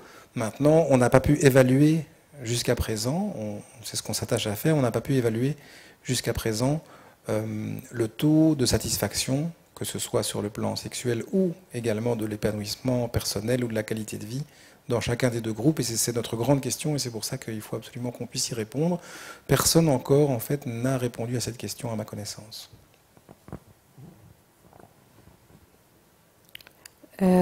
Merci. Donc ça, c'était par rapport à l'évaluation entre les personnes qui ont été opérées ou pas. Il y avait une question qui vient d'arriver, c'est est-ce qu'il y a des chiffres qui comparent l'accès au plaisir des femmes excisées et celles qui ne le sont pas en termes d'orgasme? Est-ce que quelqu'un sait s'il y a des études qui ont été faites comme ça? Pas à ma connaissance, puisqu'on a, comme disait Martin, on n'a pas encore évalué la réalité en tout cas, atteinte orgasmique post-reconstruction. Hors du contexte de la chirurgie de reconstruction, il y a plein d'études qui ont évalué la sexualité des femmes excisées, évidemment, et de manière très étrange, certaines concluent qu'il n'y a pas de différence avec des populations de référence intactes et d'autres l'opposé. Donc, il est évident que, de par notre pratique qui est biaisée par la sélection des patients qui viennent nous voir uniquement quand elles ont des problèmes et pas pour nous dire qu'elles vont bien, pour nous c'est difficile de croire qu'on puisse non pas ne pas avoir de problème, parce que je pense qu'il y a probablement plein de femmes excisées qui ont réussi justement toutes seules à s'en sortir très très bien, mais par contre que la majorité des personnes excisées n'aient pas de problème, ça me paraît étrange, mais voilà. Par contre, ce que moi je peux rajouter, c'est que dans une population non excisée, il n'y a pas, et c'est de nouveau combattre cette croyance que l'orgasme se fait à chaque fois et tout le temps. Il y a, à chaque rapport sexuel, une femme, même non excisée, n'arrive pas à l'orgasme. Il y a dans une population moyenne au moins 30% de femmes qui n'arrivent pas à facilement orgasmer. Donc c'est vraiment une réalité de se dire l'excision n'est pas la cause unique, ou en tout cas ne pas être dans cette croyance que c'est à cause de l'excision qu'on n'arrive pas à un orgasme aisé qui se ferait très facilement en dehors de l'excision, clairement. Oui. Oui. Donc, juste avant le webinaire, j'étais au GAMS pour un atelier, notre dernier vendredi du mois, avec les dames adultes. Et ça fait 2 ans, avec ma collègue Carolina, qu'on travaille la question de la sexualité. On avait déjà invité Sandrine. Et une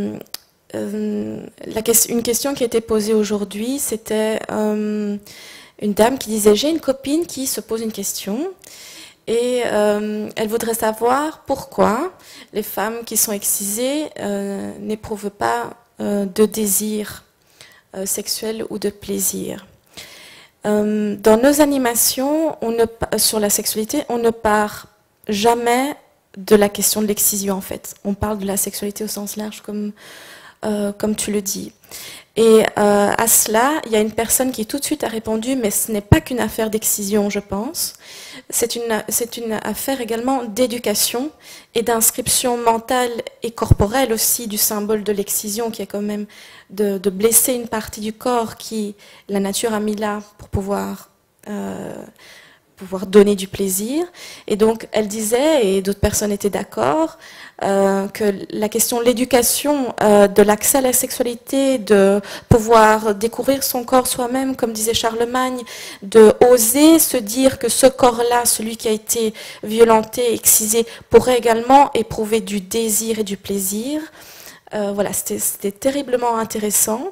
La dame est repartie avec une réponse à donner à sa copine, et on a parlé de l'excision physique, mais de l'excision mentale, et qu'il y a également des femmes qui ne sont pas excisées physiquement, mais qui le sont mentalement, qui s'interdisent quelque part à cause de l'éducation, à cause des stéréotypes, à cause des préjugés, de se donner libre accès à leur corps au niveau sexuel. Merci Annalisa. Je vais reprendre les questions. Donc je réponds pas toutes, enfin je donne pas forcément les questions dans l'ordre. J'essaie de voir ce qui est logique. Mais justement, il y avait une question au début sur, donc c'était par rapport à la présentation d'Annalisa, c'était est-ce que la normalité dont parlent les femmes que vous recevez au GAMS dans le cadre du suivi psy est en lien à l'identification qu'elles font à l'identification qu'elles font en rapport aux femmes européennes ou simplement par rapport aux femmes non excisées de manière générale. Donc, est-ce que justement c'est une normalité comparée à la vision qu'elles ont des femmes non excisées et est-ce que il vous arrive aussi de recevoir des femmes qui aspirent à cette entre guillemets normalité sans pour autant être excisées? Donc ça, c'était la question. Voilà. Okay.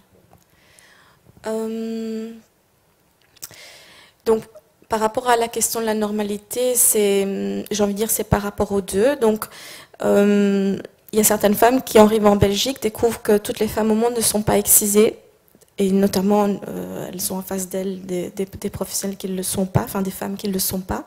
C'est comme si c'était un double choc pour elles, parce que d'un côté, là-bas, elles sont la norme, il faut être excisée pour devenir femme, quelque part, pour être reconnue comme telle, pour avoir ce statut-là.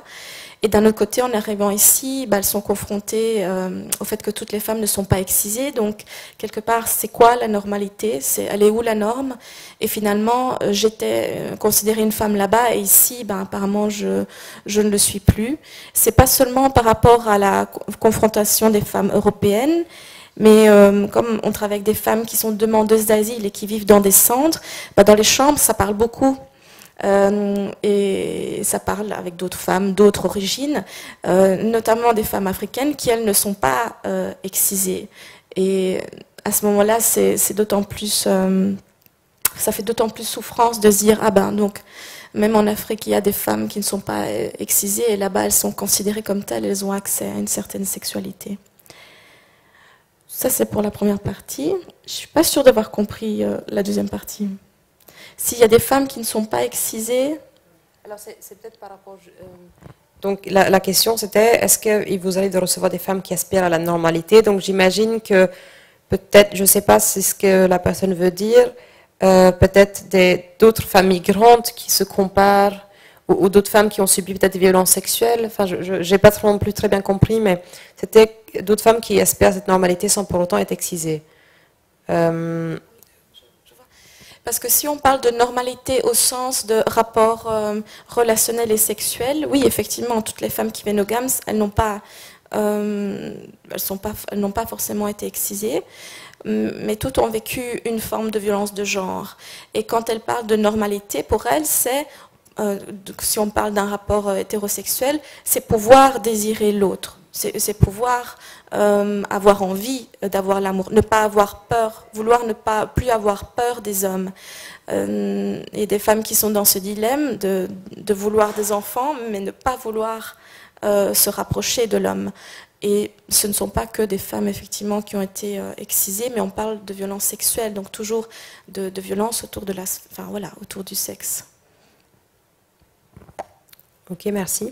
Il y avait deux questions par rapport aux hommes. Donc, l'une, c'était pour la sexologue. Est-ce qu'il arrive que le partenaire de la femme souhaitant être réparée soit impliqué dans le processus d'accompagnement? Et si oui, comment? Et sinon, pourquoi pas? Et est-ce que, au cas où ce n'est pas possible, pardon, parce que non, je crois que ça c'était la fin de la question. Et il y avait aussi une question par rapport aux hommes pour Annalisa et Fabienne aussi d'ailleurs. Est-ce qu'il y a des plaintes de la part des hommes? Enfin, est-ce qu'il y a des hommes qui viennent au GAMS et quelles sont leurs plaintes? Et est-ce qu'eux, ils se plaignent de comment l'excision peut affecter négativement leur relation de couple? Et alors, quel est l'accompagnement? Peut-être Sandrine d'abord? Alors, il y a certaines patientes qui, en général, la majorité des premières consultations, en tout cas, elles viennent seules. Je leur demande toujours s'il y a, dans mon anamnèse à moi, est-ce qu'il y a un partenaire actuellement? Quelle est sa position? Est-ce qu'elle en lui en a parlé, finalement, de sa démarche vis-à-vis de ma vie ou éventuellement déjà de sa reconstruction? Quelle a été la réaction de son partenaire? Enfin voilà, c'est vraiment tout un tissage de questions par rapport au partenaire, puisqu'à nouveau, on ne peut pas aller vers un accompagnement sexo, une reconstruction, s'il n'y a pas d'existence de partenaire, même s'il n'y en a plus actuellement présent, c'est quel est le vécu avec d'autres partenaires et des anciens partenaires, puisque finalement c'est la construction de sa sexualité à travers elle et elle-même, ce qui est absolument rarissime, mais en tout cas vis-à-vis de partenaires soit passés, soit actuels. Alors, quand elle me dit, mais est-ce que mon partenaire... Moi, à un moment donné aussi, à partir du moment où il y a une confiance thérapeutique qui s'installe, ben, je propose, est-ce que votre partenaire serait intéressé de venir? Parce que je pense que la dynamique et de l'ouverture de parole, ça c'est peut-être ce qui peut se jouer, parce que c'est pas facile d'amener la thématique de sexualité au sein d'un couple qui n'a jamais fait, où il y a toutes ces contraintes éducationnelles, on n'ose pas, on ne sait pas comment le dire, etc. Et moi je peux finalement jouer le dynamiseur par rapport à cette thématique qui est quand même difficile à aborder même en couple.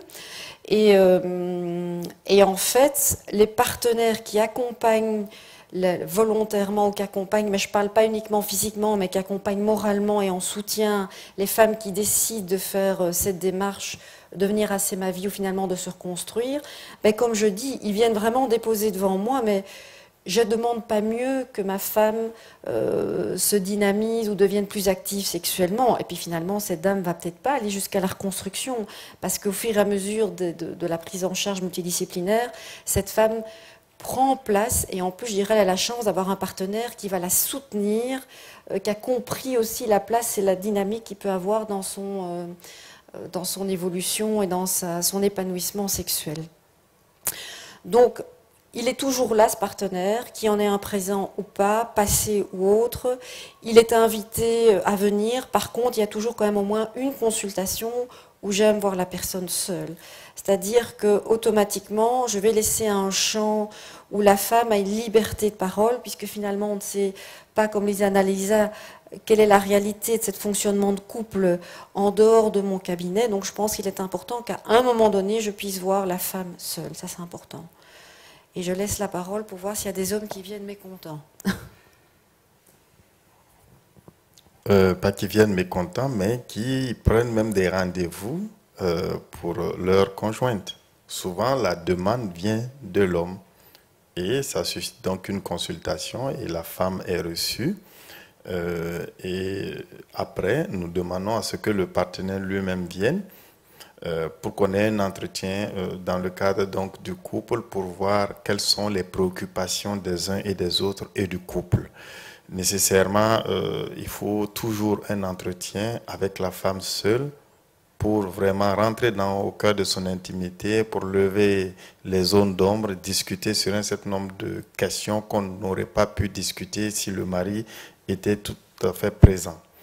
Donc, il y a aussi des hommes qui sont hostiles, qui refusent à ce qu'il y ait une réparation de séquelles ou donc de reconstruction du clitoris pour diverses raisons. Quand c'est ainsi, nous demandons toujours à la femme de tout faire pour faire venir donc son conjoint afin que nous puissions rentrer dans un exercice de plaidoyer en sa faveur, de sorte à ce que les besoins, surtout qui sont médicaux, quand on voit donc des séquelles manifestement qui ont besoin donc de réparation sans pour autant aller jusqu'à la reconstruction du clitoris, qu'on puisse le faire pour éviter donc qu'elle souffre donc le martyre au cours donc de sa sexualité dans le couple. Mais dans les deux sens, nous voyons du tout. Il y en a qui font la promotion, comme il y en a qui refusent, il y en a qui viennent, comme il y en a qui ne viennent pas. Mais dans tous les cas, à chaque fois que nous nous rendons compte que c'est une femme qui vit en couple, nous demandons à ce que le conjoint vienne à nos consultations afin de ne pas faire une intervention à l'insu donc du conjoint pour ne pas créer d'autres problèmes dans le couple de par notre intervention. Voilà, je voudrais juste donner mon témoignage à C'est ma vie sur les 4 personnes de notre équipe. Je suis la première à voir les femmes et souvent quand elles viennent pour une demande de reconstruction du clitoris, je leur demande toujours voilà quel est leur chemin pour arriver jusqu'ici. Il y en a qui mettent des années avant d'oser franchir la porte. Et souvent les hommes sont là, enfin, sont pas là dans la pièce, mais je dirais que c'est à cause de certains hommes qu'elles sont là, mais parce que l'homme a pu avoir une parole ou un geste, une attitude castratrice, en fait. Donc, il y a des dames qui me disent, avant, j'avais du plaisir, même excisée, j'arrivais à me toucher un peu, je trouvais des positions, ça allait. Et puis, j'ai eu un nouveau partenaire qui ne connaissait rien de l'excision, il n'est pas de mon pays ou pas de mon ethnie, voilà. Et il a eu un réflexe de dégoût, ou alors si moi je lui disais, moi j'aime bien ça, il disait, ah non, je ne vais pas toucher sous cette cicatrice, de toute façon tu sens rien, et avec des paroles qui peuvent être très blessantes, les femmes coupées, c'est pas des bons coups, enfin des choses très très blessantes. Et en fait, la femme qui sentait avant, qui avait trouvé un certain équilibre dans son corps, elle vient et elle dit, je sens plus rien. Je n'oserais plus me déshabiller devant un homme, c'est trop blessant, j'avais envie de me mettre sous le lit, et voilà. Et donc là, c'est important, je pense, justement, de travailler avec les hommes. Et au GAMS Belgique, où je travaille aussi, on a eu un projet pour impliquer les hommes, parce que toutes ces paroles-là peuvent être comme des couteaux, en fait, hein, peuvent être très blessantes. Et on voit certains programmes où ils proposent que des hommes portent des t-shirts ou disent « nous, on va se marier qu'avec des filles non excisées ». On voudra plus une fille excisée. Mais je pense qu'il faut faire très très attention parce que on espère tous l'abandon de l'excision en 1 ou 2 générations, mais en attendant, il y a des millions de femmes dans le monde qui sont excisées et elles ont aussi le droit au plaisir. Et je crois que de dire des messages comme ça, nous, on veut plus, pour des hommes, on va plus se marier avec des femmes excisées, c'est aussi, il y a des femmes excisées qui, voilà, qui ont le droit aussi à une vie épanouie et se dire, ces femmes-là, faut pas les prendre comme des handicapés ou ce sont des femmes, elles sont là et elles rêvent aussi, elles ont le droit, voilà, à une vie épanouie. Donc je pense que travailler avec les hommes, c'est super important. Merci. Il ne nous reste pas beaucoup de temps, mais je vais prendre encore 2 questions qui nous sont posées ici. Peut-être si vous pouvez répondre un peu brièvement, s'il y a des personnes qui doivent partir. Il y a une question, c'est pour Annalisa. Est-ce que vous pensez que tous les psys sont capables de traiter les problèmes qui se posent pour les mutilations génitales féminines? C'est une vague question, ça. Tous les psys, enfin, je ne sais pas où se pose la question, si c'est tous les psys ou si c'est est-ce que les psys peuvent traiter les questions liées aux mutilations. Donc je vais la prendre comme j'ai envie de la comprendre, la question. Si on parle du traumatisme de l'excision, oui, les psychologues peuvent traiter ce genre de thématiques, si on peut dire. Avec leurs différents outils thérapeutiques. Enfin, moi, je travaille l'art-thérapie. Sonia Assemavi travaille le MDR. Et ça, c'est une technique cognitivo-comportementale très, très rapide, donc qui peut convenir dans certains cas. L'art-thérapie, c'est plutôt un outil à plus long terme. En traitant vraiment la question du traumatisme. Maintenant, il n'y a pas que ça. Au GAMS, on n'arrête pas de travailler sur la question de l'égalité, vraiment la question de l'émancipation, comme tu disais, retrouver sa sexualité, c'est travailler sur une partie de l'émancipation de la femme. Donc, il n'y a pas que le travail psychologique ou le travail sexologique, il y a aussi le travail communautaire, le travail vraiment de libération mentale.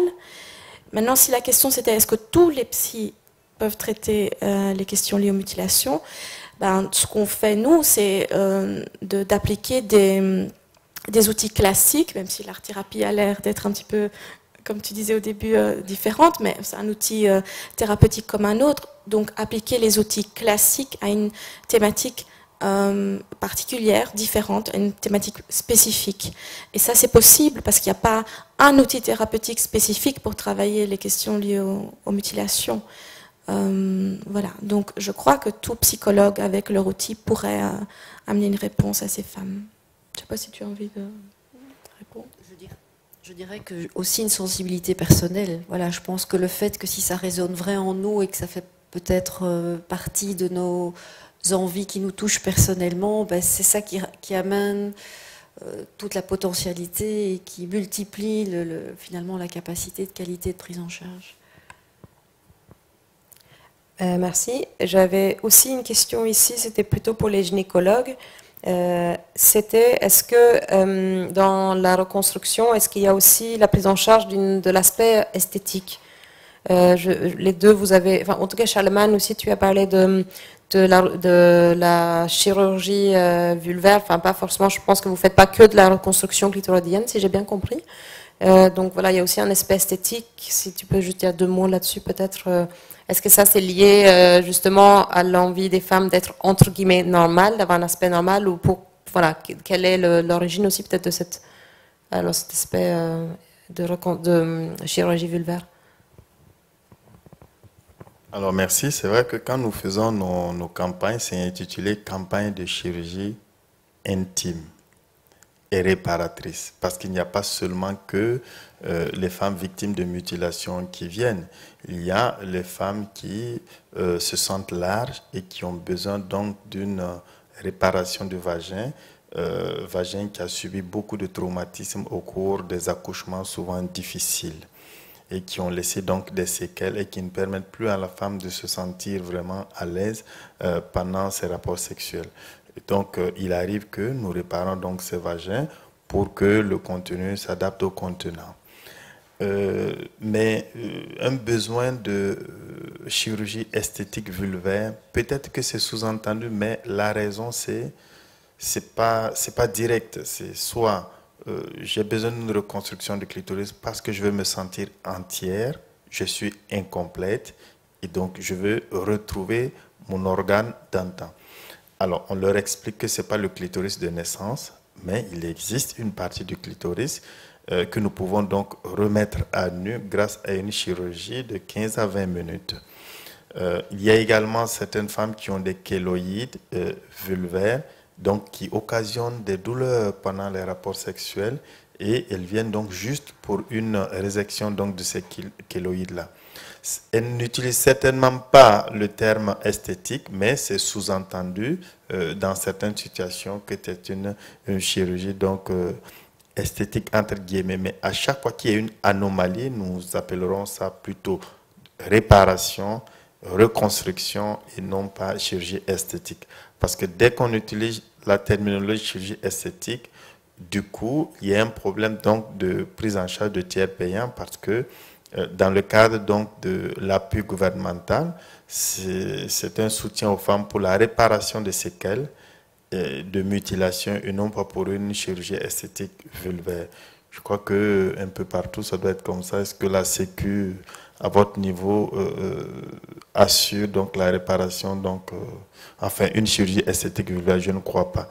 Donc ça risque d'être des dépenses supplémentaires au niveau étatique, et à notre niveau c'est surtout la réparation de séquelles de mutilation. Donc nous, on ne fait pas effectivement de périnéoplastie concomitante. C'est rare que les patientes le demandent. Elles sont beaucoup plus, elles prononcent vraiment les mots que tu as dit, Charlemagne, avec ce désir d'être entière et de retrouver quelque chose qu'elles ont perdu. Donc nous, on mentionne jamais l'aspect esthétique des choses. Et quand j'explique la chirurgie, j'ai plutôt tendance à leur dire que voilà, que le but évidemment, et que ce soit le plus joli possible, mais que c'est pas forcément le cas, et que en réalité c'est pas vraiment le but de l'opération non plus. Et ça, elles le comprennent parfaitement, et c'est très rarement quelque chose qu'elles recherchent. Donc voilà. Et effectivement, la chirurgie esthétique vulvaire n'est pas remboursée du tout chez nous. Merci. Alors, il est 15h30 passé. Je pense que peut-être les personnes vont devoir nous quitter. On va lancer un petit questionnaire d'évaluation qui prendra juste quelques secondes. On vous demande à chacun et chacune de bien vouloir le remplir, comme ça on a un feedback. N'hésitez pas, si vous avez aussi des commentaires, vous pouvez laisser des commentaires sur le fil du forum. Je ne sais pas s'il y a des personnes qui vont dire un dernier mot. Fabienne ? Je voulais peut-être juste faire une annonce, parce qu'on a eu la chance au GAMS et à l'équipe C'est ma vie d'avoir la visite de l'OMS, l'Organisation mondiale de la santé, et juste faire une annonce qu'ils sont en train de travailler sur un guideline un petit manuel pratique de terrain pour les acteurs de santé, les acteurs psychologiques, sur l'accompagnement des femmes excisées. Et donc il y aura plusieurs chapitres. Il y aura un chapitre sur la prise en charge médicale, chirurgicale, des aspects gynécologiques et obstétricaux, mais ils veulent vraiment mettre un gros focus cette fois-ci, parce que souvent c'est la partie voilà, peut-être la moins complète ou travaillée, de vraiment un grand chapitre sur la santé mentale, un grand chapitre sur l'accompagnement sexologique. Donc on a eu la chance de, voilà, Annalisa et Sandrine, de parler avec la représentante de l'OMS. Donc c'est, voilà, pour dire aux acteurs qu'il y aura bientôt ce manuel. Ok, merci. Si personne d'autre a un commentaire ou une dernière remarque, non, ça va. Donc, je vais juste vous réinviter à remplir le questionnaire si ce n'est pas déjà fait. Et puis, je vais remercier tout le monde de votre écoute. Si vous avez des collègues qui n'ont pas pu assister au webinaire en live, vous pourrez regarder la vidéo par la suite. Donc, ça sera mis en ligne. Voilà, on remercie tout le monde et on souhaite un bon week-end à tout le monde. Et n'hésitez pas à aller faire un tour, évidemment, sur les sites des deux gros projets. Merci, bonne journée. Au revoir.